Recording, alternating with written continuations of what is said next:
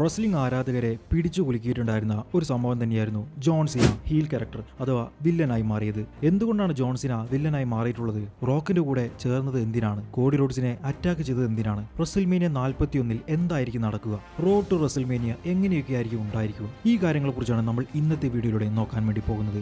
Welcome to WWE Malayalam gossip. Video like ചെയ്തിട്ടില്ലെങ്കിൽ ഉടനെ തന്നെ ലൈക്ക് ചെയ്തേക്കണേ.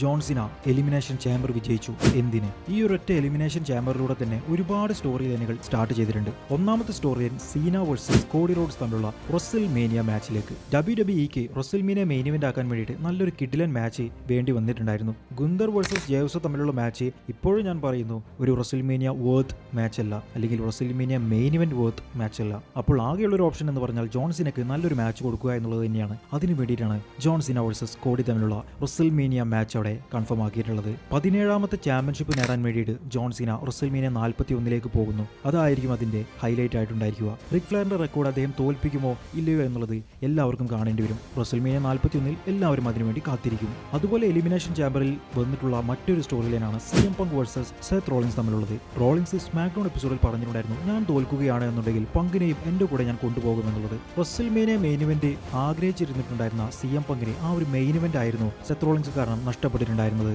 അതുപോലെ ഭാവിയിൽ ജോൺ സീന വേഴ്സസ് CM പങ്ക് തമ്മിലുള്ള ഒരു ഫ്യൂഡ് കൂടി നടക്കാനുള്ള ചാൻസ് ഞാൻ കാണുന്നുണ്ട്. റെസിൽമേനിയ വരെ ആയിരിക്കും കോഡി റോഡ്സ് വേഴ്സസ് സീന തമ്മിലുള്ള ഫ്യൂഡ് നടക്കുന്നത് എന്നുണ്ടെങ്കിൽ റെസിൽമേനിയയ്ക്ക് ശേഷം സീന വേഴ്സസ് CM പങ്ക് തമ്മിലുള്ള ഫ്യൂഡ് ആയിരിക്കും നടക്കാൻ ചാൻസ് ഉള്ളത്. അതിന്റെ വിത്തുകൾ എലിമിനേഷൻ ചാമ്പറിൽ തന്നെ WWE പാകി കഴിഞ്ഞു. ഏറ്റവും അവസാനം സെത്ത് റോളിൻസ് അറ്റാക്ക് ചെയ്തപ്പോൾ ആ ഒരു അവസരം മുതലെടുത്തുകൊണ്ടായിരുന്നു ജോൺ സീന CM പങ്കിനെ സബ്മിഷൻ മൂവിലൂടെ തോൽപ്പിച്ചിട്ടുണ്ടായിരുന്നത്. ഈ ഒരു കാര്യം മതി ഇവർ തമ്മിലുള്ള ഫ്യൂഡ് ക്രിയേറ്റ് ആവാൻ വേണ്ടിയിട്ട്.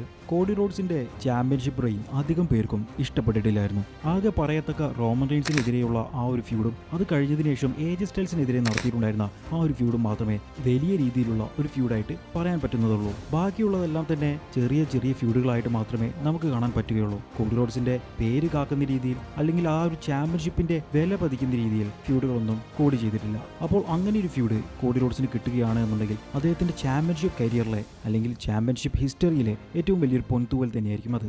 ജോൺ സീന ഹീൽ ക്യാരക്ടർ ആയതിന്റെ ഗുണങ്ങൾ എന്തൊക്കെയാണെന്ന് നിങ്ങൾക്ക് അറിയാമോ? അതിന്റെ ഏറ്റവും പ്രധാന ഗുണം എന്താണെന്ന് വെച്ചാൽ ആരും പ്രതീക്ഷിക്കാത്ത ഒരു കാര്യം തന്നെയായിരുന്നു നടന്നത് എന്ന് തന്നെയാണ്. WWE ഇപ്പോഴുള്ള അവസ്ഥയിൽ, അതായത് പണ്ടത്തെ കേസിലല്ല, ഇപ്പോഴത്തെ അവസ്ഥയിൽ റൂമേഴ്സ് ഒന്നും പുറത്തു വരാതെ, ന്യൂസുകളൊന്നും ലീക്കാവാതെ, ഗോസിപ്പുകളൊന്നും വരാതെ ഒരു കാര്യം നടത്തണമെന്നുണ്ടെങ്കിൽ വളരെയധികം പാട് തന്നെയാണ്. എന്നാൽ ഈ ഒരു സമയത്ത് ഇത്രയും വലിയൊരു സർപ്രൈസ് എലമെന്റ് WWE കൊണ്ടുവന്നിട്ടുണ്ടോ എന്നുണ്ടെങ്കിൽ അത് അവരെ സമ്മതിച്ചേ മതിയാവുകയുള്ളൂ. ട്രിപ്പിൾ എച്ച് തന്നെ മീഡിയയുമായിട്ടുള്ള മീറ്റിംഗിൽ പറഞ്ഞിട്ടുണ്ടായിരുന്നു, 1-2 മെയിൻ ആളുകൾക്ക് മാത്രമേ ഈ കാര്യം അറിയുകയുള്ളൂ, ബാക്കി ആർക്കും അറിയില്ല, ബാക്കി ആരോടും പറഞ്ഞിട്ടുമില്ല.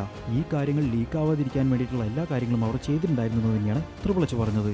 ജോൺ സീന ഹീൽ ക്യാരക്ടർ ആയത് അണ്ടർടേക്കറിന്റെ സ്ട്രീക്ക് തോറ്റത് എങ്ങനെയാണോ ആ ഒരു ലെവലിലാണ് ഇപ്പോൾ WWE ഫാൻസ് കാണുന്നത്. ജോൺ സീന ഹീൽ ക്യാരക്ടർ ആയിട്ടില്ല എന്നുണ്ടെങ്കിൽ ഒരു ഫേസ് വേഴ്സസ് ഫേസ് മാച്ച് ആയിരിക്കും നടക്കാൻ വേണ്ടി പോകുന്നത്. അതല്ലെങ്കിൽ കോഡി റോഡ്സ് ഹീലാണ്. കോഡി ഹീലാകുമെന്ന് എല്ലാവരും പ്രതീക്ഷിച്ചിരുന്നു. കോഡി ഇപ്പോൾ അടുത്ത് ഹീലാകുമെന്നുള്ളതിന്റെ ഒരുപാട് സൂചനകൾ നമുക്ക് കിട്ടി. അപ്പോൾ നമ്മുടെ പ്രതീക്ഷ മുഴുവൻ കോഡി വില്ലനാവും, ജോൺ സീനയെ അറ്റാക്ക് ചെയ്യുമെന്ന് തന്നെയാണ്. പക്ഷേ അവിടെ നിന്നാണ് WWE കളി മാറ്റി കളിച്ചത്. കോഡിയെ നല്ലവനാക്കി, സീനയെ വില്ലനാക്കി.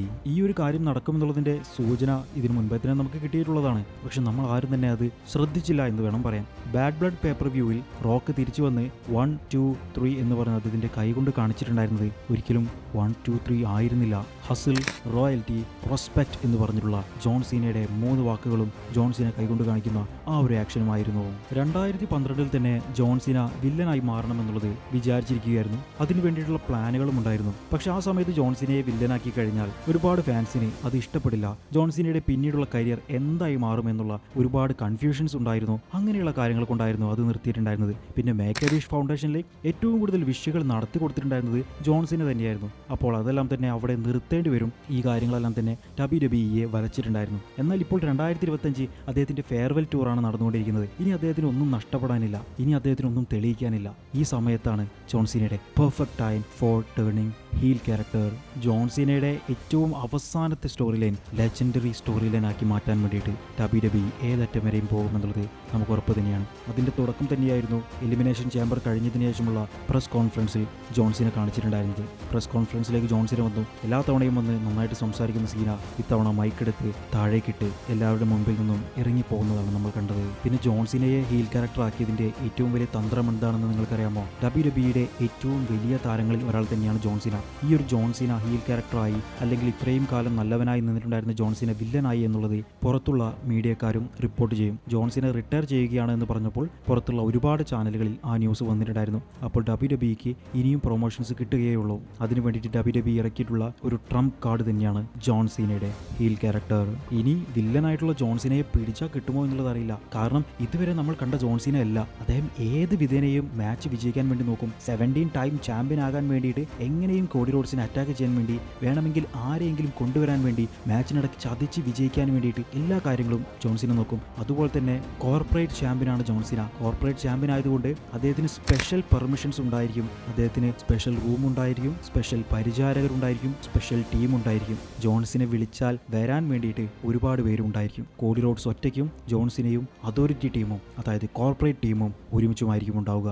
അതൊരു കിഡിലൻ സ്റ്റോറി തന്നെയായിരിക്കും. കോഡി റോഡ്സ് കുറച്ച് വേർക്കും. 2015 അതോറിറ്റി ടീം ഒരു പ്ലാൻ ബി കൊണ്ടുവന്നിട്ടുണ്ടായിരുന്നു ഷീൽഡിനെതിരെ, ഷീൽഡിലെ സെത്ത് റോളിൻസിനെ വിലക്കെടുത്തുകൊണ്ട്. അതുപോലെ 2025 ഇവർ കൊണ്ടുവന്നിട്ടുള്ള പ്ലാൻ ബി ആണ് ജോൺ സീനയുടെ ഹീൽ ക്യാരക്ടർ. ഇതിലെ ഏറ്റവും വില്ലനായിട്ട് വരുന്നത് ജോൺ സീനയല്ല, റോക്കാണ്. സീനയെ വില്ലനാക്കിയിട്ടുള്ള ഫൈനൽ ബോസ്. അപ്പോൾ റോക്ക് എങ്ങനെയായിരിക്കും റസൽമേനിയ 41 വരെ പോവുക എന്നുള്ളതും കാണാൻ വേണ്ടി ഞാൻ അക്ഷമനായി കാത്തിരിക്കുകയാണ്. WWE ചരിത്രത്തിലെ ഏറ്റവും മികച്ച വില്ലന്മാരിൽ ഒരാൾ തന്നെയാണ് റോക്ക് എന്ന് പറയുന്നതിൽ ഒരു സംശയവും വേണ്ട. ജോൺ സീനയും അതിലേക്ക് കയറുമോ എന്നുള്ളത് വെറും 4 ആഴ്ചക്കുള്ളിൽ നമുക്ക് മനസ്സിലാകുന്നതാണ്. റസൽമേനിയ 41 നടക്കുന്ന ഇവരുടെ മാച്ചിൽ കോഡി റോഡ്സ് വിജയിച്ചു കഴിഞ്ഞാൽ കോഡി റോഡ്സ് ആയിരിക്കും face of the company. John Cena വിജയിച്ചു കഴിഞ്ഞാൽ 17 ടൈം ചാമ്പ്യൻ ആകാൻ അദ്ദേഹത്തിന് കഴിയും. 2 കാര്യങ്ങൾ നടക്കാം. ഒന്നുകിൽ ജോൺ സീന 17 ടൈം ചാമ്പ്യൻഷിപ്പ് വിജയിക്കാം ഹീൽ ക്യാരക്ടർ ആയിക്കൊണ്ട്. അതിനുള്ള ചാൻസുകൾ വളരെ കുറവായിട്ടാണ് എനിക്ക് തോന്നുന്നത്. വില്ലനായി കഴിഞ്ഞാൽ കോഡി റോഡ്സ് വിജയിക്കണമെന്ന് എല്ലാവരും ആഗ്രഹിക്കുകയുള്ളൂ. ജോൺ സീനയുടെ 17 ടൈം ചാമ്പ്യൻഷിപ്പ് വിജയിക്കണമെന്നുള്ള ആഗ്രഹം പോലും പലരുടെയും മനസ്സിൽ നിന്നും പോയിട്ടുണ്ടായിരിക്കും. അതിനുവേണ്ടി WWE ഇറക്കിയതാണോ ഇത് എന്നുള്ളതും എനിക്ക് സംശയമുണ്ട്. കഴിഞ്ഞ തവണ റോമൻ റെയിൻസിനെതിരെ കോഡി റോഡ്സ് വിജയിക്കാൻ വേണ്ടി നമ്മൾ ആഗ്രഹിച്ചതുപോലെ സീനക്കെതിരെയും കോഡി വിജയിക്കാൻ നമ്മൾ ആഗ്രഹിക്കും. ആ ഒരു ലെവലിലേക്ക് WWE ഈ ഒരു സ്റ്റോറി കൊണ്ടുപോകുമെന്നാണ് എനിക്ക് തോന്നുന്നത്. പിന്നെ ഞാൻ നേരത്തെ പറഞ്ഞതുപോലെ സീനയും കോർപ്പറേറ്റ് ടീമും ഒരുമിച്ച് നിൽക്കുമ്പോൾ കോഡിയുടെ കൂടെ ആരെങ്കിലുമൊക്കെ വേണ്ടേ? റാൻഡി ഓർട്ടൺ ഇപ്പോൾ ഫേസ് ക്യാരക്ടർ ആയതുകൊണ്ട് റാൻഡി കോഡിയുടെ കൂടെ കൂടിയാൽ അതൊരു കിടിലൻ മൊമെന്റ് ആയിരിക്കും. അതുപോലെ റോമൻ റെയിൻസും ഇപ്പോൾ മറ്റൊരു സ്റ്റോറി ലൈനും ഇല്ലാതെ നിൽക്കുകയാണ്. റോമൻ വന്ന് കോഡിയുടെ കൂടെ കൂടി John Cena and Rock versus Roman Reigns and Cody Rhodes തമ്മിലുള്ള ഒരു മാച്ച് റസൽമേനിയയിൽ ഉണ്ടാവുകയാണെങ്കിലോ, Day 1 ആ ഒരു മാച്ചും Day 2 സീന വേഴ്സസ് കോഡി തമ്മിലുള്ള മാച്ച് നടക്കുകയാണെങ്കിലോ കിടിലൻ സ്റ്റോറി ആയിരിക്കും. എന്തായാലും സീനയെ കൊണ്ട് ഒന്നിനും പറ്റില്ല എന്ന് പറഞ്ഞിട്ടുണ്ടായിരുന്ന ഞാൻ തന്നെയാണ് ഇപ്പോൾ സീന കിടിലനാണ് എന്ന് പറഞ്ഞിട്ട് ഈ ഒരു വീഡിയോ ചെയ്യുന്നത്. സീനയുടെ പെർഫോമൻസ് നന്നായിട്ട് ഇമ്പ്രൂവ് ആയിട്ടുണ്ട്. ഇനിയും ഇതുപോലെയുള്ള കിടിലൻ സ്റ്റോറി ലൈനുകളുമായിട്ട് സീന വരട്ടെ. അതുപോലെ തന്നെ റസൽമേനിയ 41 ഒരു ഹൈപ്പും ഇല്ല എന്ന് പറഞ്ഞിട്ടുണ്ടായിരുന്ന ഞാൻ തന്നെ പറയുന്നു, റസൽമേനിയ 41 പൊളിക്കും. റോക്ക് വന്ന ഒരൊറ്റ സെഗ്മെന്റ് കൊണ്ട് WWEയുടെ ഫ്യൂച്ചർ തന്നെ ചേഞ്ച് ചെയ്തിരിക്കുകയാണ്. ട്രിപ്പിൾ എച്ച് പറഞ്ഞിട്ടുണ്ട്, പുതിയൊരു എറ, പുതിയൊരു കാലഘട്ടമാണ് WWEയിൽ നിങ്ങളെല്ലാവരും കാണാൻ വേണ്ടി പോകുന്നതെന്ന്. ആ കാലഘട്ടം കാണാൻ വേണ്ടി ഞാൻ കാത്തിരിക്കുകയാണ്. സീന എങ്ങനെയായിരിക്കും ഹീൽ ക്യാരക്ടർ കൊണ്ട് നടക്കാൻ വേണ്ടി പോകുന്നത് എന്നുള്ളത് കാണാൻ കാത്തിരിക്കുകയാണ്. ജോൺ സീനയുടെ കോർപ്പറേറ്റ് ടീമിൽ ആരൊക്കെയായിരിക്കും ഉണ്ടാവുക? നിങ്ങളുടെ അഭിപ്രായം എന്താണെന്നുള്ളത് വീഡിയോയുടെ താഴെ കമന്റ് ചെയ്യാൻ മറക്കരുത്.